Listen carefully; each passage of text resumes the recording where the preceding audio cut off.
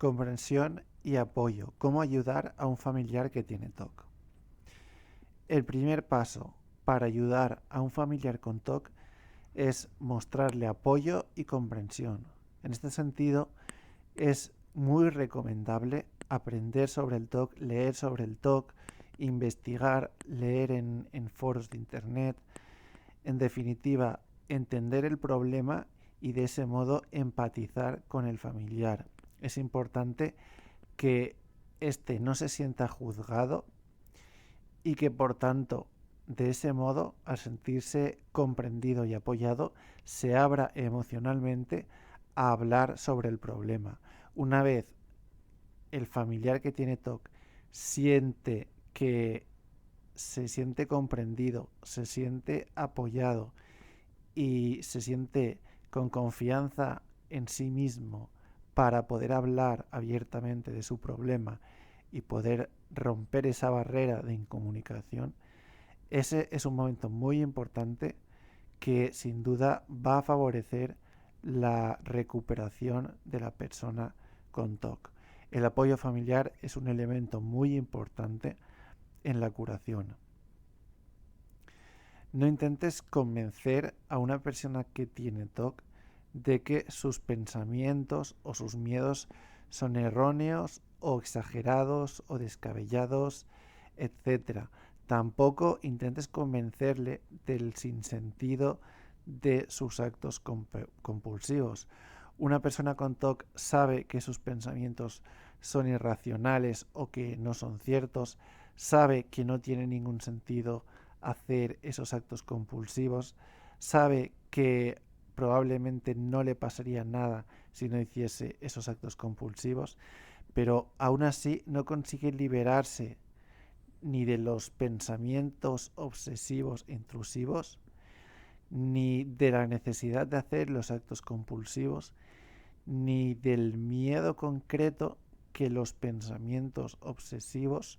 le generan o que el miedo o del miedo que le genera el hecho de no hacer un determinado acto compulsivo. Es decir, no es un problema de comprensión. La persona con TOC entiende perfectamente que tiene unos pensamientos que no son lógicos, que no son normales, que no son racionales. Pero el problema es que aunque desde el punto de vista consciente lo entiende perfectamente, desde el punto de vista emocional no consigue, entre comillas, desengancharse de esos pensamientos, no consigue hacer que estos dejen de aparecer y no consigue hacer que deje de estar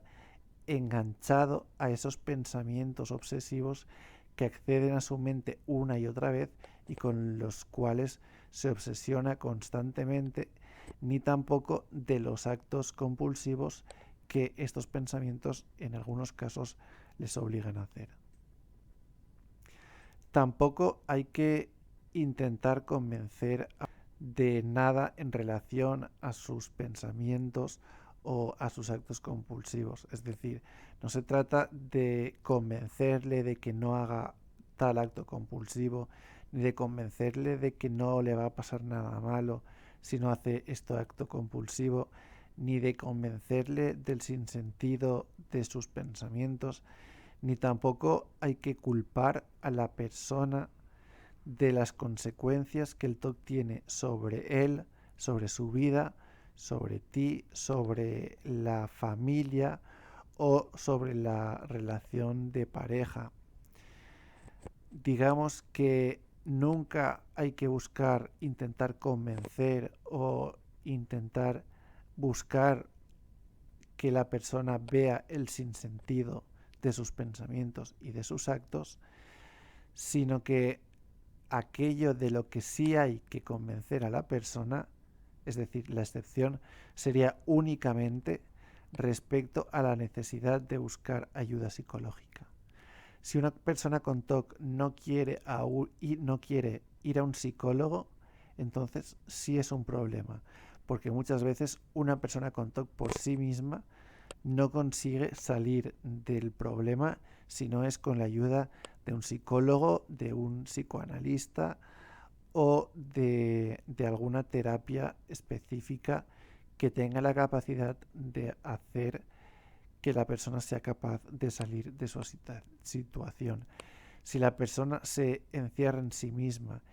y no se deja ayudar, en ese caso sí hay que intentar convencerle de que busque ayuda psicológica. No obstante,